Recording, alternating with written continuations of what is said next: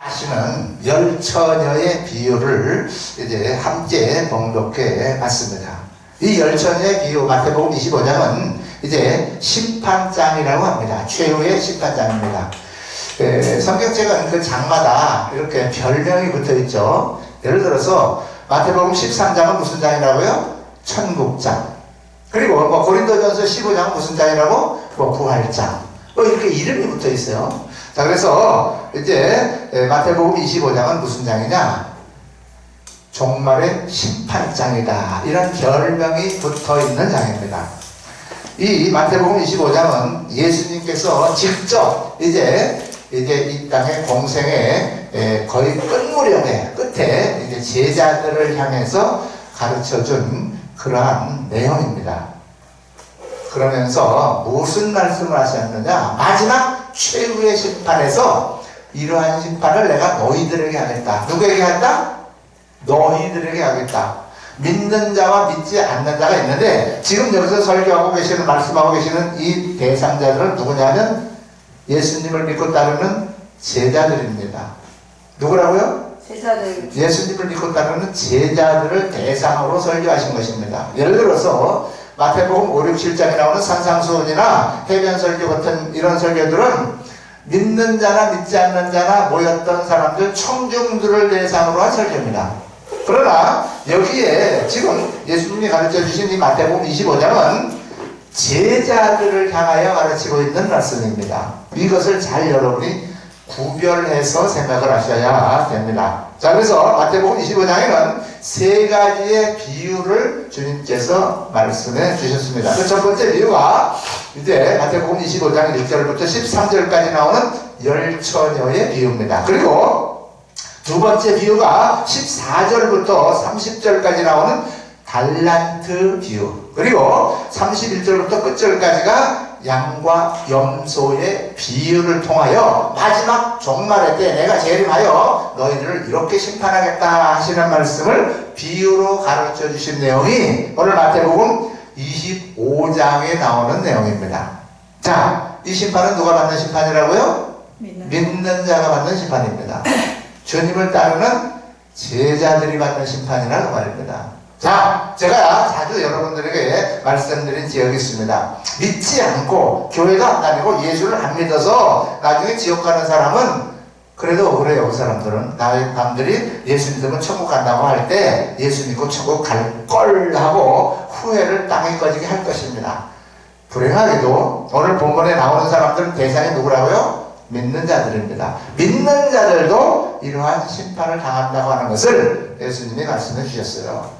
여기 보면 열 처녀의 비유에 나오는 이 다섯 처녀, 미련한 다섯 처녀나 또한 여기 달란트 비유에서 나오는 한 달란트 받았던 종이나 또한 양과 염소의 이 비유에서 오른쪽에 양, 왼쪽에 염소로 구별하는데 염소로 구별되었던 이 사람들이 예수님을 섬긴다고 하는 사람들이었을까요? 예수님을 섬기지 않고 교회 안 다니는 사람들이었을까요?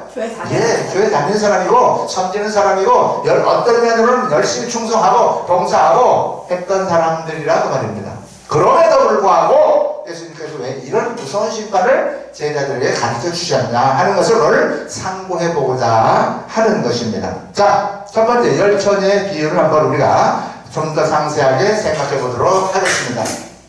여기에 나오는 열 처녀는 25장 1절에 그렇게 나옵니다. 천국은 마치 등을 들고 신랑을 맞으러 나간 열 처녀와 같다라고 합니다. 천국에 들어가기 위해서 신랑이 재림할 것이라고 하는 것을 이제 기다린 10명의 처녀, 10명의 신도, 10명의 성도들을 의미하고 있습니다. 이들은 다 주님을 믿고 주님이 다시 오시고 재림하실 것을 기다리는 어쩌면 우리와 같은 우리들보다 훨씬 더 열렬히 주님을 사랑하고 주님의 다시 오심을 기다렸던 그러한 사람들이었을 것입니다. 그럼에도 불구하고 이들 중에 다섯은 슬기 있다고 다섯은 미련하다라고 하는 평가를 주님으로부터 받게 됩니다. 이들의 공통점을 먼저 한번 찾아보겠습니다. 이들은 다 주님을 기다렸습니다.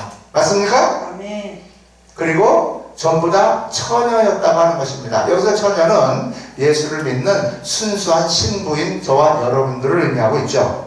자, 이들이 공통적으로 가진 것은 다 등을 가지고 있었다고 하는 것이고, 다 주님을 기다렸다고 하는 것이고, 그리고 5절에 보면은 다 졸고 다 잤다라고 나옵니다. 열심히 주님을 기다렸던 이 신실한 신부들인 10명의 처녀들이 다 졸고 다 뭐 했다? 잤다. 주님 오실 때가 되면 너희들 다 존다. 너희들 다 영적으로 졸고 다 잠드는 시대가 온다. 이렇게 주님이 우리에게 교훈해 준 거예요. 그럼에도 불구하고 다 졸며 다 잤음에도 불구하고 5 처녀는 슬기 있다고 5 처녀는 미련하다라고 하는 평가를 받으면서 이제 주님이 막상 재림하였을 때 슬기 있는 5 처녀는 주님과 함께 혼인잔치에 들어갔고, 미련하다고 평가된 5 처녀는 혼인잔치에 참여하지 못하는 이러한 비극적인 주님의 재림의 때에 심판이 이루어진다 하는 것입니다. 어떻습니까? 저와 여러분은 주님의 재림할 때 주님의 재림을 맞이하여 천국 혼인잔치에 다 들어갈 수 있는 자격이 있습니까? 누구나 다 자격이 있습니다. 그러나 불행하게도 절반 정도는 딱 절반은 아니겠지만 어쨌든 주님의 혼인잔치에 참여하지 못하는 사람도 있을 것이라고 하는 엄중한 경고를 해 주셨다고 하는 것입니다. 자, 여기에서 미련한 다섯 처녀, 그리고 슬기 있는 5 처녀가 나누어진 결정적인 배경은 무엇이었을까요? 조건은 무엇이었을까요? 한번 잘 생각해 보십시오. 오늘 본문에는 등불이 꺼져 가는데 기름이 부족하다라고 하는 것이었습니다. 기름이 부족하다는 겁니다. 기름이. 그래서 많은 성경학자들이나 목사님들은 여기에서 등은 신앙의 행위, 신앙의 모습이라고 그렇게 이제 해석을 하고 계십니다. 예를 들면 이런 겁니다. 예수 믿는 사람입니다. 남들로부터 나는 크리스찬입니다. 저 사람 예수 믿는 사람이야 하고 인정해주는 사람을 크리스찬 등을 가졌다 이렇게 얘기합니다. 또 주일날 교회 갑니다. 헌금도 하고 봉사도 하고 헌신도 하고 충성도 하고 기도도 열심히 하고 그리고 또 전도도 열심히 하고 이런 신앙의 아름다운 행위, 열심을 가지고 교회 생활 잘하는 모습, 이것을 보고 등을 가졌다라고 평가를 하고 또한 많은 신학자들이 그렇게 해석을 하고 있습니다. 맞습니다. 그래서 등을 가졌다 하는 10 처녀는 열심히 신앙생활하고 교회 다니고 섬기고 헌금도 잘 내고 11조도 잘 드리고 그리고 예배도 잘 드리고 기도도 잘 드리고 충성하게 봉사도 열심히 하시고 이런 분들이 바로 등을 가졌다 이렇게 평가를 합니다. 그러면 기름은 뭘까요? 기름은 많은 분들은 성령 충만한 것이 기름이다 이렇게 해석을 하고 계시죠. 네, 맞습니다. 성령 충만한 것이 기름을 충분하게 준비했다라고 하는 데는 어느 누구도 이의를 할 수가 없을 것입니다. 자, 그럼 성령 충만한 것이 과연 무엇일까요? 과연 성령 충만한 것이 무엇입니까? 아니, 목사님, 성령 충만한 거요? 열심히 성령 충만한 사람이 기도도 하고 열심히 주일도 안 빼먹고 예배 시간마다 꼬박꼬박 나오고 기도도 열심히 하고 그리고 성경도 열심히 읽고 말씀도 잘 배우고 그리고 봉사도 하고 헌신도 하고 하나님 앞에 헌금도 꼬박꼬박 잘 바치고 그리고 뭐 여러가지 주님 보시기에 아름다운 신앙생활 하는 사람이 기름을 충분하게 준비한 성령 충만한 사람 아니겠습니까? 라고 답변할 것입니다. 맞습니다. 뭐 틀리지는 않습니다. 그러나 성령 충만하다고 하는 것은 무엇으로 우리가 평가할 수 있느냐 하면 그런 것도 평가 대상이 될 수는 있을 거예요. 그러나 주님의 평가 대상은 거기에 있지 않다고 하는 것도 우리가 한번 생각해 볼 필요가 있는 것입니다.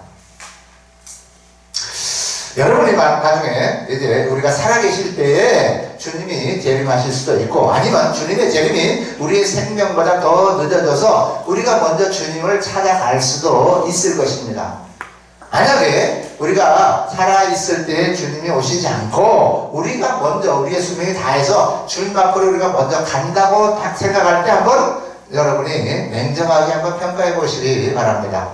주님 앞에 갔을 때 여러분이 과연 주님 앞에 무엇을 내놓을 수 있겠습니까?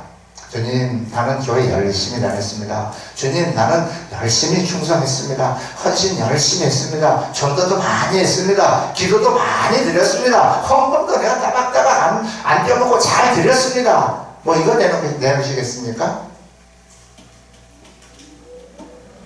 주님은 우리가 내놓지 않아도 이미 다 알고 계십니다. 우리가 그런 신앙생활과 다 알고 계십니다.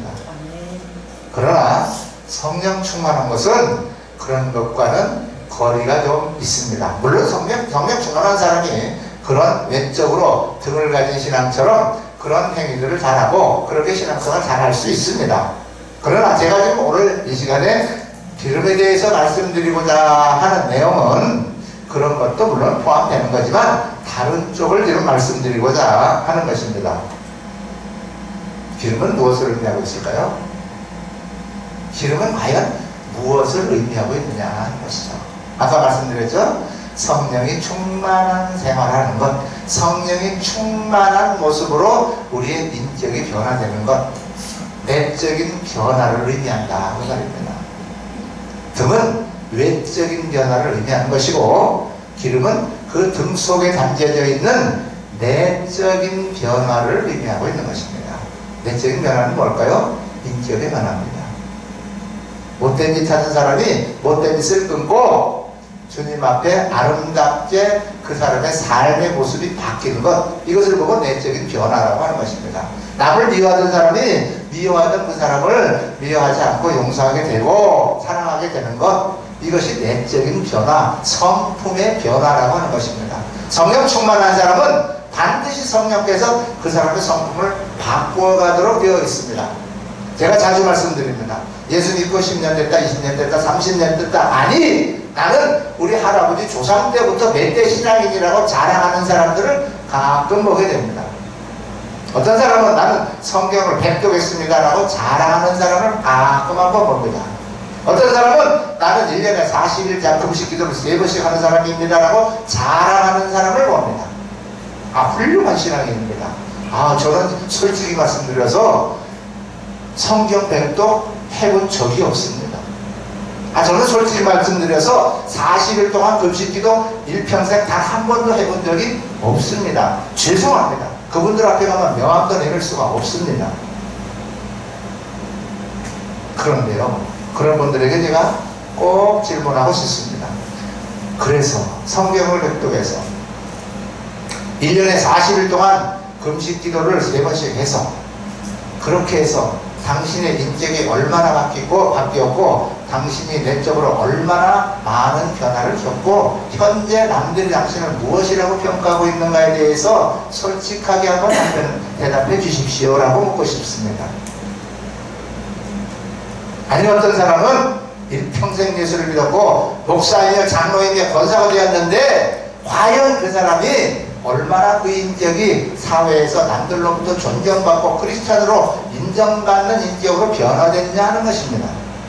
이것이 바로 내적인 변화, 성령 충만한 사람이라고 하는 것이죠. 외적으로는 그가 성경을 백독했고 40일날 금식기도를 평생에 몇 번 했고 그리고 기타 등등 내세울 만한 거 나는 조상 때부터 우리 할아버지 때부터 어떤 3대 믿는 가족이고 엄마 뱃속에서부터 받은 모태신앙이고 이런 것들을 자랑하고 내세우지만 과연 당신의 인격은 무엇입니까? 정말로 그런 훌륭한 믿음의 자산을 유어받은 사람으로서의 인격 수양은 제대로 된 사람입니까? 저는 이것을 묻고 싶은 것입니다. 제가 그 전에 어떤 큰 교회 목사님의 설교 말씀 중에 이런 말씀을 들은 기억이 납니다. 우리 교회에서는요, 장로님이나 권사님을 투표해서 뽑을 때는요, 반드시 기준이 하나 있습니다 라고 말씀하시면서 그 기준이 뭔 줄 아십니까? 묻습니다. 권사나 장로님을 투표해서 뽑기 전에 그 집에 며느리를 불러옵니다. 그리고 단독 면담합니다. 당신의 며느리,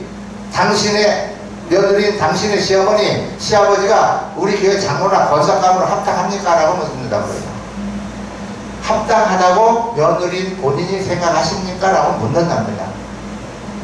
거기서 합격해야 그 교회 권사나 장로의 이제 후보로 올라갈 후보가 될 수 있다라고 해요. 무슨 말씀을 하고 있는지 이해가 가십니까?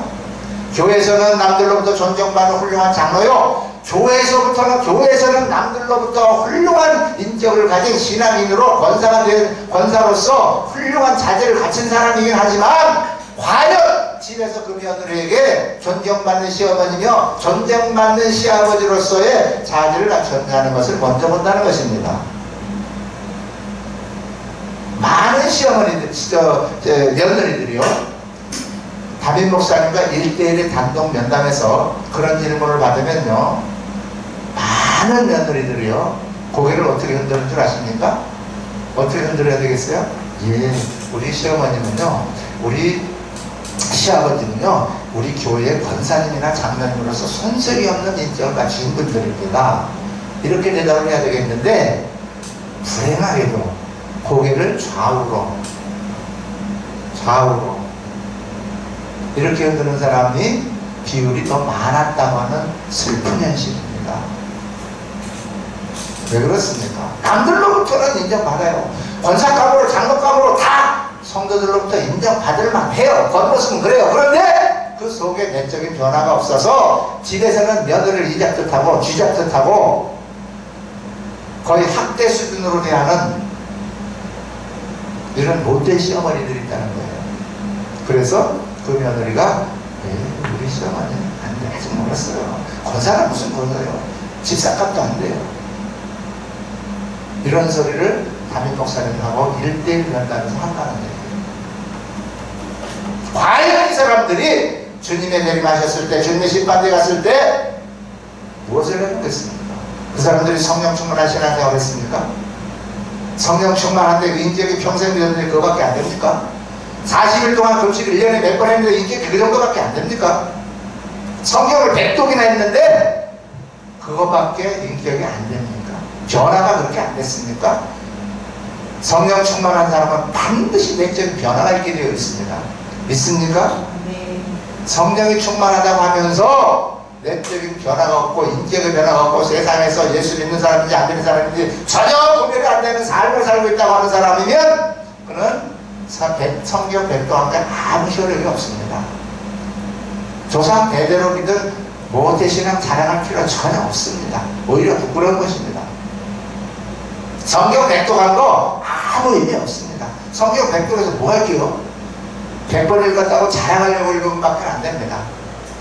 성경을 한 번을 똑바로 읽더라도 그 안에서 참된 진리를 발견하고 예수 그리스도를 발견하였다면 그 인격은 반드시 변화받도록 되어 있습니다. 아멘. 성령이 충만한 사람은 그 속에서 성령께서 그 사람의 인격을 반드시 바꾸어 놓고 그리스도인으로 만들어 버리십니다. 아멘. 그런데 성령의 인도나 성령의 충만을 받지 않고 신앙생활하고 평생 살아왔기 때문에 평생 믿고 평생 신앙생활한 그가 인격은 그물에 그 나물에 그 밥밖에 안 되더라고 하는 사실입니다. 오늘 마태복음 25장 10처지에 비해서 이 기름 무엇을 의미하고 있다고요? 인격의 변화를 의미하고 있는 것입니다. 네가 얼마나 인격이 바뀌었냐, 네가 나 믿고 믿지 않을 때와 믿고의 차이가 뭐냐, 이걸 주님은 보고 계신다고 하는 사실입니다. 신앙생활을 통한 아름답고 정말로 똑같이 다 신앙생활 잘하는 것처럼 보여요. 남들로 보기에 사람들로부터 다 인정받습니다. 그러나 주님은 겉모습을 보지 않습니다. 무엇을 봅니까? 우리의 내면, 마음의 중심을 보고 계십니다. 주님은 그것으로 우리를 평가합니다. 무엇을 평가한다고요? 기름을 가지고 평가합니다. 신앙을 평가하는 기준은 등이 아닙니다. 그 속에 담긴 그 사람의 인격, 신앙의 인격입니다. 많은 사람들은 특히 우리나라, 저는 뭐 외국에 많이 가본 적이 없기 때문에 외국 사람들은 잘 몰라요. 우리나라 사람들, 특히 신앙인들이 교회에서는 목사요, 장로요, 권사요, 집사인데 밖에 나가면 교회 다니는 사람인지 안 다니는 사람인지 전혀 구별이 안 가는 그러한 삶을 사는 사람들이 너무나 많다고 하는 안타까운 현실입니다. 어떤 직장에서요, 신입사원이요. 신입사원이 들어와가지고 1년이나 근무했는데 과장님도 신입사원이 교회 다니는 사람인지 몰랐고 신입사원도 과장님이 교회 다니는 집사님인지 서로 1년 동안이나 모르고 한 사무실에서 같이 근무했대요. 왜 그랬을까요? 서로 크리스찬인 것을 겉으로 내세우지 않았다는 말입니다. 내가 크리스찬이라고 하는 사실을 입 밖에 내지도 않았다는 사실이요. 교회에서만 크리스찬, 그리고 교회 문만 딱 나가면 넌 크리스찬. 이게 우리나라의 현실 아닙니까? 그런 사람들이 어떻게 등만 가졌다고 내가 크리스찬이라고 자랑하고 주님 앞에 나설 수가 있겠냐 하는 것이죠. 우리는 등들은 다 준비한 것 같아요. 예수 믿고 교회 다니니까. 그러나 정작 주님이 보시는 것은 우리의 인격의 성장이고 변화입니다. 아멘. 이것이 되지 않고는 절대 하늘나라에 들어가려고 언감생심 꿈도 꾸지 마시기 바랍니다. 어떤 분 목사님은 그래요. 자기가 그 마음에 심령에 천국이 이루어지지 않으면 절대 천국에 들어갈 꿈도 꾸지 마라. 그렇게 말씀하시는 것을 제가 들은 적이 있습니다. 동의합니다.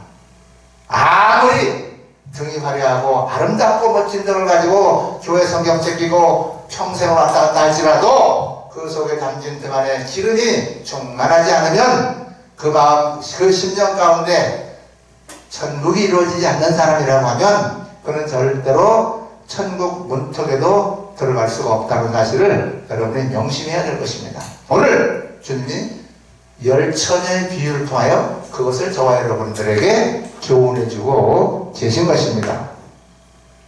오늘 본문에 보니까 슬기 있는 자들에게 대답하여 가로되 우리가 너희 쓰기 다 부족할까 하느니 차라리 파는 자들에게 가서 너희 쓸 것을 사라. 이렇게 얘기합니다. 늦었습니다. 이미 때는 늦었습니다. 주님이 오신 다음의 준비는 늦습니다. 주님이 오시기 전에 등에 기름을 채워야 됩니다. 우리의 인격이 변화되어야 됩니다. 바뀌어야 됩니다. 그리고 우리가 주님 오시기 전에 우리가 먼저 주님 앞에 갈 수도 있습니다. 주님 앞에 가시기 전에 여러분들이 반드시 이 등에 기름을 가득 채워 가지고 가서 주님 앞에 가시기를 바랍니다. 아멘. 등에 기름이 차지 않은 허울뿐인 겉모습만 번드레레한 등, 아무리 등에 거칠을 했다 할지라도 속이 썩은 무덤 같아 가지고는 주님은 전혀 인정하지 않습니다. 주님께서 이 땅에 오셔서 말씀하셨죠. 겉은 멀쩡하다. 서기관과 바리새인들에게 말씀하셨어요. 그 속에는 뭐가 가득하다고요? 뭐가 가득하다고요? 그 속에는? 겉은 진짜 멀쩡해. 너희들 멋있어. 근데 그 속은 썩었다. 썩어도 너희들같이 썩은 애들이 어디 있냐. 이게 주님의 평가입니다.